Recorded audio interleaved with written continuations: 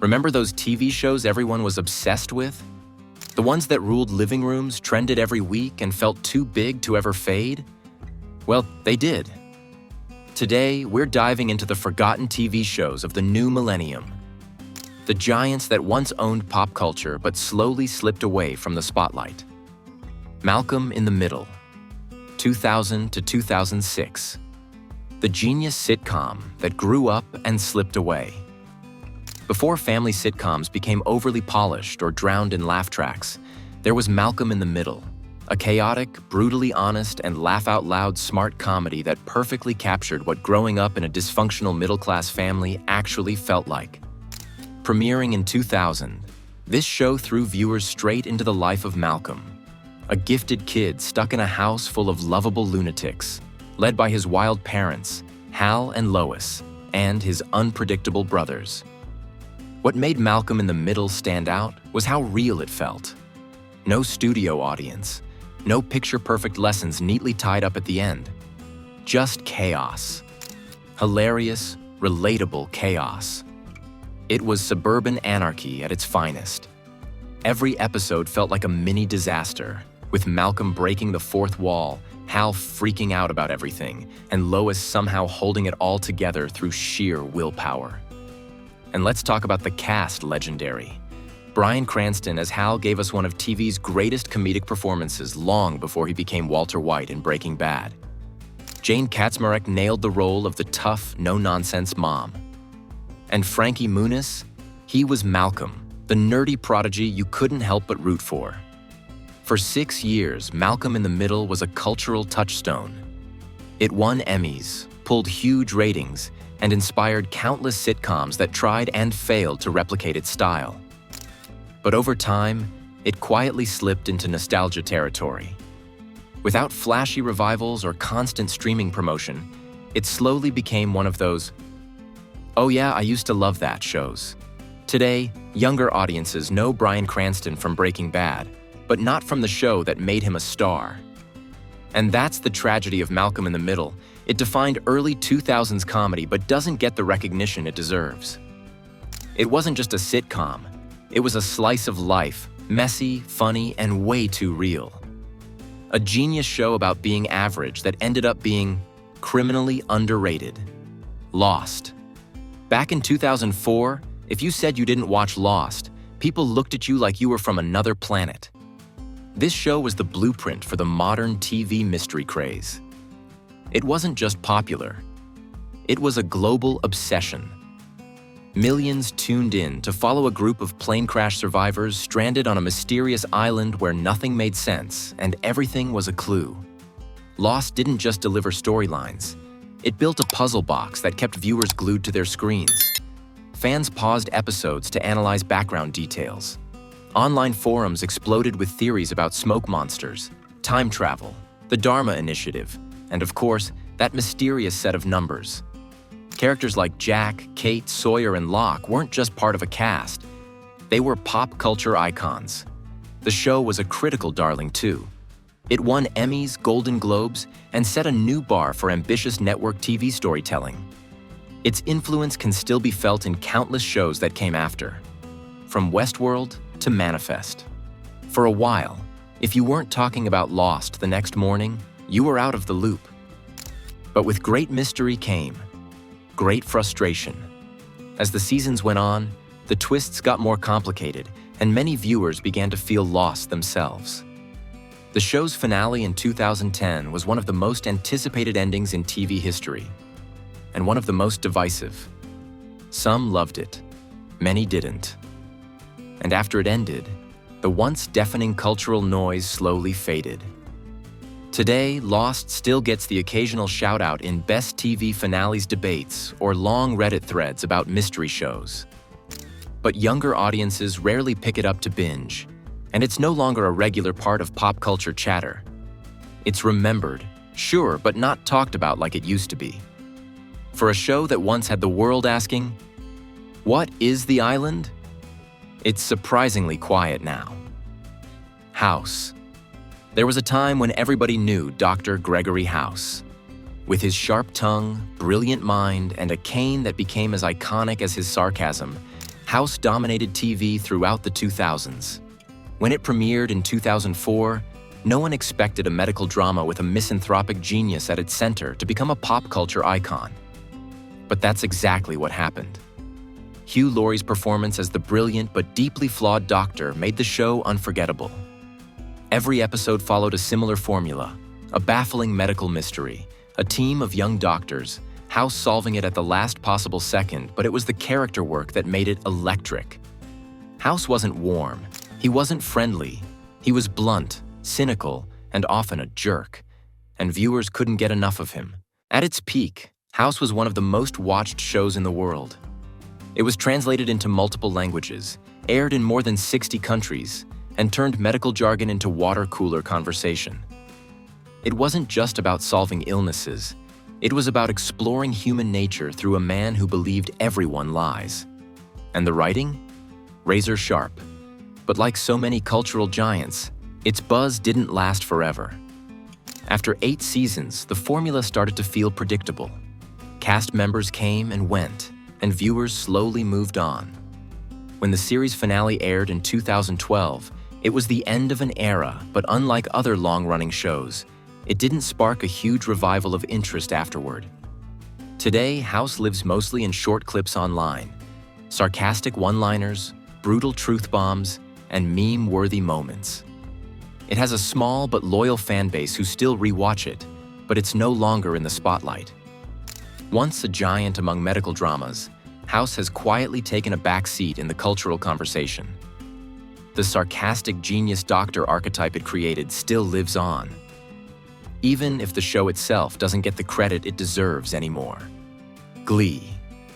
Back in 2009, Glee wasn't just a TV show, it was a full-on cultural takeover.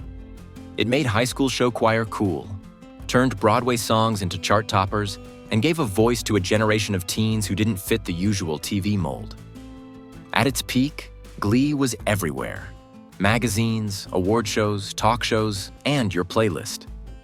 The show followed a group of misfit teens at William McKinley High as they tried to make their Glee club shine. But this wasn't just about singing.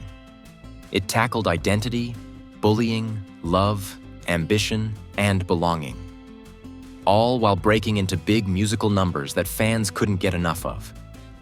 Songs from the show hit the charts week after week. Concert tours sold out. Suddenly, everyone wanted to be in show choir. The cast became instant stars. Leah Michele, Corey Monteith, Chris Colfer, Darren Criss, they were household names. Glee gave us moments that trended before trending was even a thing. From the Don't Stop Believin' performance to unforgettable mashups, the show built a fan base that was loud, loyal, and global. But like many meteoric rises, it eventually hit turbulence. As the seasons went on, the plots grew messy, characters came and went, and the magic that once felt fresh started to fade. Off-screen tragedies, including the heartbreaking death of Corey Monteith, cast a shadow over the show. By its final season in 2015, its cultural roar had softened into more of a nostalgic hum. Today, Glee lives mostly through TikTok edits, viral clips, and nostalgic rewatches. Younger audiences might know some of its performances, but not its story. It's remembered but not actively talked about the way it once dominated every corner of pop culture. What's fascinating is that even if people have forgotten the show itself, its influence is everywhere. The teen musical craze it sparked opened the door for countless others. Glee might not own the spotlight anymore, but its glitter is still scattered across modern pop culture. Jericho, 2006 to 2008. The small-town apocalypse that deserved more. Back in 2006, Jericho wasn't just another network drama. It was a chilling what-if story that hit way too close to home. Picture this. A quiet Kansas town suddenly cut off from the rest of America after a series of mysterious nuclear explosions devastate the country. No power, no communication, no clue what's happening, just survival, fear, and a growing sense of something much bigger going on beyond the horizon. Jericho was one of those rare shows that combined political intrigue, small-town character drama, and post-apocalyptic tension with surprising depth. It wasn't flashy. There were no zombies or aliens, but its mystery was gripping. The show explored how ordinary people react when civilization collapses, how communities fracture and rebuild, and what patriotism really means when your government might be gone. But despite its clever premise and loyal fans, Jericho suffered the curse of bad timing. Airing on CBS in an era before streaming binges and social media fandoms, it struggled to maintain consistent ratings. The mid-season break killed its momentum, and when the network axed it after just one season, fans didn't take it lying down. They launched one of the most famous TV fan campaigns ever, mailing over 20 tons of peanuts to CBS headquarters as a nod to a line from the show. Nuts. Their efforts actually worked. Jericho got a short second season to wrap up its story. But by then, the damage was done. The audience had moved on, and the show's ending felt rushed and incomplete. Today, Jericho is barely mentioned in TV nostalgia conversations. But ask anyone who watched it back then, and they'll tell you it was ahead of its time. A gritty, thought-provoking, small-town apocalypse that deserved the kind of fandom The Walking Dead later got. It wasn't just forgotten. It was buried too soon. Heroes. From Save the Cheerleader to Lost in Time. There was a time when this show wasn't just a hit, it was a phenomenon.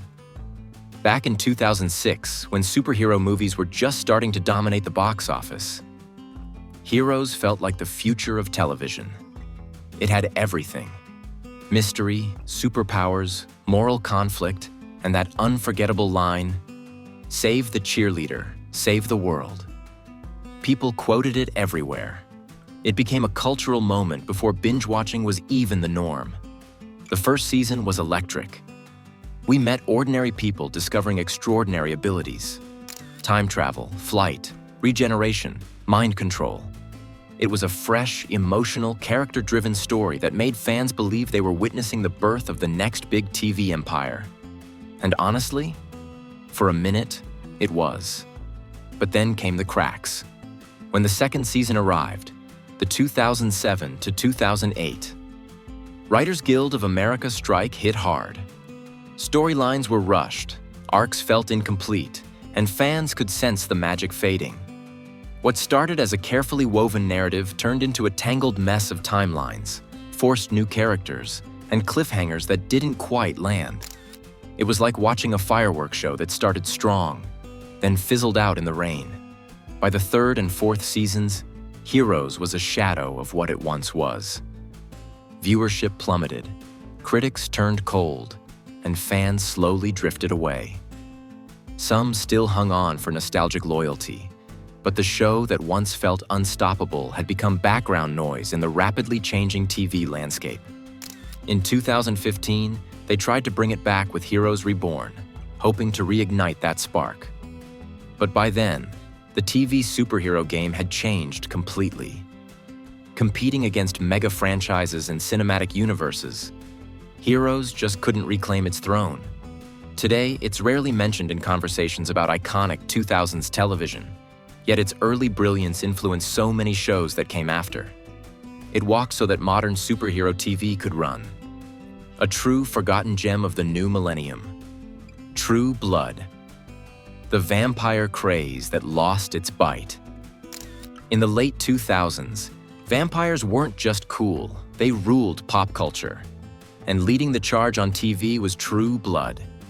This wasn't your sparkly vampire love story. No, this was gritty, sexy, violent, and downright addictive. Set in the small town of Bontemps, Louisiana, it followed telepathic waitress Sookie Stackhouse and a community where vampires and humans coexisted, not always peacefully. When it premiered in 2008, it felt different. It had that Southern Gothic vibe, a wild supernatural world, and characters that you couldn't stop watching. From the mysterious Bill Compton to the unforgettable Eric Northman. True Blood became an instant HBO hit, pulling in millions of viewers every Sunday night. At its peak, it wasn't just a show. It was a full-on cultural moment. But like many hits that burned too bright, the downfall came just as fast. The early seasons were sharp, stylish, and full of tension. But as the story went on, the plotlines became messy. More supernatural creatures were thrown in: werewolves, witches, fairies. And what once felt fresh started to feel crowded. Even loyal fans began to admit that the show had lost its original magic. By its later seasons, True Blood had gone from must-watch TV to a guilty pleasure only the hardcore fans stuck with. It ended in 2014, and while the finale tried to give everyone closure, it left many viewers feeling underwhelmed. And then, something surprising happened. Unlike other vampire shows like The Vampire Diaries that kept a loyal rewatch crowd, True Blood slowly disappeared from everyday pop culture chatter. No major spin-offs, no big rewatch revival, just silence. Today, it sits in that strange middle ground. Once a massive phenomenon, now mostly remembered only by people who lived through its wild heyday. For a brief moment, vampires owned television, and True Blood was their crown jewel. But time has a way of making even the bloodiest legends fade away. Homeland, from critical darling to cultural ghost. When Homeland premiered in 2011, it wasn't just another political thriller. It was the biggest political thriller. Gritty, intense, and unafraid to tackle the messy world of espionage, terrorism, and American politics, this show had everyone talking. At the center was Carrie Mathison, brilliantly played by Claire Danes, a fiercely intelligent CIA officer battling both global threats and her own personal demons. What made Homeland such a hit wasn't just its thrilling plot twists, though there were plenty of those. It was its timing. Post 9/11, America was still grappling with fear, security, and trust issues, and this show captured that tension like nothing else on television. Season 1 was a masterclass in storytelling. It won awards, critics raved, and audiences were hooked. The second season kept that momentum going, with shocking reveals and emotionally charged performances. For a while, it felt like Homeland was untouchable. But as the seasons rolled on, something started to shift. The story got bigger, maybe too big. Once razor-sharp political thrillers turned into more sprawling, sometimes confusing plots that struggled to keep the same punch. Some fans say the magic faded when the focus drifted from the original Nicholas Brody arc. Others point to the fatigue of watching America's spy games play out over and over. Either way, by the mid to late seasons, the conversation around Homeland had gotten a lot quieter. It finally wrapped in 2020 after 8 seasons, and while critics praised its strong finale, its cultural impact was already fading. Unlike shows like Breaking Bad or Game of Thrones, Homeland didn't have that enduring online life. It didn't get the meme treatment, the TikTok nostalgia, or the big rewatch wave. Today, it sits in a strange spot, respected, but rarely remembered. If you bring it up in conversation, people nod. Oh yeah, that was a good show. But very few are still talking about it passionately. It went from being one of the most talked about shows on TV to a whisper in the streaming age. A classic example of how even the loudest hits can go quiet. Desperate Housewives, the suburban empire that vanished. There was a time when this show ruled television like few others. When Desperate Housewives premiered in 2004, it wasn't just a hit. It was a full-blown cultural event. Set on the perfectly polished Wisteria Lane, the show followed the seemingly perfect lives of a group of suburban women who were anything but perfect. It was juicy, scandalous, funny, mysterious, and gloriously over the top. Week after week, millions tuned in to watch Bree, Susan, Lynette, Gabrielle, and the rest of the crew navigate affairs, secrets, betrayals, and bodies buried in the backyard. It blended soap opera drama with sharp humor and a murder mystery edge. Something TV hadn't really done on this scale before. It dominated ratings, won awards, and made household names out of its cast. For much of the 2000s, Desperate Housewives was Sunday night television. But as the seasons piled up, the cracks began to show.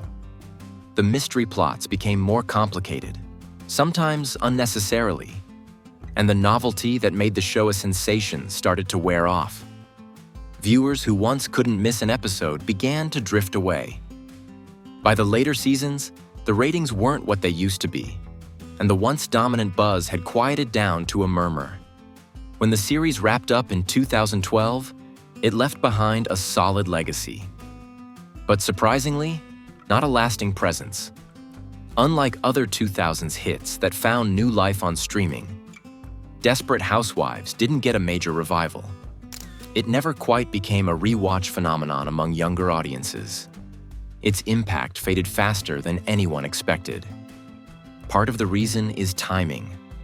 The show existed in that pre-streaming boom era, before TikTok edits and meme culture could keep it alive. So while it was once one of the biggest shows on TV, today it's almost like a secret only millennials and older Gen Xers remember. Ask younger viewers today, and many might not even know what Wisteria Lane is. But back in the day, it was the neighborhood everyone was obsessed with. A true suburban empire that disappeared into the fog. 24. The real-time revolution. That time forgot. In the early 2000s, no TV show felt more urgent than 24. When it premiered in 2001, it was unlike anything else on television. Every season unfolded in real time, following one intense day in the life of counterterrorism agent Jack Bauer, played by Kiefer Sutherland, as he tried to stop national disasters hour by hour. The ticking clock, the split-screen shots, the adrenaline-pumping action. This show practically invented the modern TV thriller. 24 exploded right out of the gate. Its debut came just weeks after the September 11th attacks, and its gritty portrayal of national security struck a chord with audiences. It quickly became a phenomenon. Appointment TV in the truest sense. People would rush home to catch the latest hour of Jack Bauer's impossible day. Every twist, betrayal, and shootout felt massive. The show redefined serialized storytelling. At its peak, it dominated ratings, won Emmys, and even shaped how other shows approached real-time tension. Jack Bauer became a pop culture icon, a lone wolf hero willing to do anything to save the country, no matter the cost. But like so many revolutionary hits, 24 eventually ran into its own shadow. The longer it went on, the harder it became to top itself. How many times can the same guy save the world in 24 hours before it starts to feel a little unbelievable? The later seasons leaned heavier into over-the-top plots, and some fans started to check out. By the time the show wrapped in 2010, the TV landscape had already begun to shift. Streaming was rising. New, flashier thrillers were emerging. And 24, once the face of must-watch TV, started to quietly fade into memory. A 2014 revival, 24, Live Another Day, gave fans a short burst of nostalgia, but it didn't stick. A spin-off attempt in 2017 also fizzled out. Today, 24 is rarely part of pop culture conversations. Unlike Breaking Bad or The Sopranos, it never got that modern streaming rebirth. Younger audiences barely know it existed, and that once iconic ticking clock has gone silent. It's a perfect example of how even a game-changing series can vanish if it doesn't adapt with time. For a while, Jack Bauer was television. But now? He's just a forgotten hero in the archives of early 2000s TV. Nurse Jackie, 2009 to 2015. The brilliantly flawed anti-hero. We don't talk about anymore. Before TV audiences fell in love with morally gray characters like Walter White and Don Draper, there was Nurse Jackie, a whip-smart, sharp-tongued ER nurse who was saving lives by day and quietly self-destructing by night. Premiering in 2009 on Showtime, the series starred Edie Falco, fresh off The Sopranos, in a role that felt just as iconic but far less celebrated today. At its core, Nurse Jackie was about contradiction. Jackie Payton was exceptional at her job, calm under pressure, brilliant in chaos, and fiercely protective of her patients. But behind the scrubs, she was addicted to painkillers, lying to her friends, cheating on her husband, and living a double life that was unraveling episode by episode. The show walked a delicate line, not glorifying addiction, but portraying it with brutal honesty. Edie Falco's performance was nothing short of phenomenal. She gave Jackie a mix of compassion and cunning that made you root for her even when she was at her worst. Critics praised the show for its writing, tone, and realism. A rare medical drama that wasn't about miracles, but about messy people doing their best to hold it together. Yet, despite all the acclaim, Nurse Jackie never fully broke into mainstream conversation. It didn't have the flashiness of House or the water cooler buzz of Grey's Anatomy. It was quieter, grittier, and far more personal. As streaming took over, it got buried under the avalanche of new anti-hero shows that followed in its footsteps. By the time it ended in 2015 with a haunting, ambiguous finale, Nurse Jackie had faded from the public eye. But it paved the way for complex female leads long before they became a TV trend. Today, it deserves to be remembered not just as a medical drama, but as a brilliant character study, one that proved even the people who save lives sometimes can't save themselves. And that's it. The once massive TV shows that ruled their time and then quietly slipped away. From the chaotic brilliance of Malcolm in the Middle to the post-apocalyptic tension of Jericho and the messy humanity of Nurse Jackie, these series shaped modern TV more than most remember. So, which one do you miss the most? Which deserves a comeback? And which should stay a nostalgic gem? Drop your answers in the comments, hit like, and subscribe for more deep dives into the shows that time forgot. Because in pop culture, nothing truly stays forgotten. We'll see you in the next one.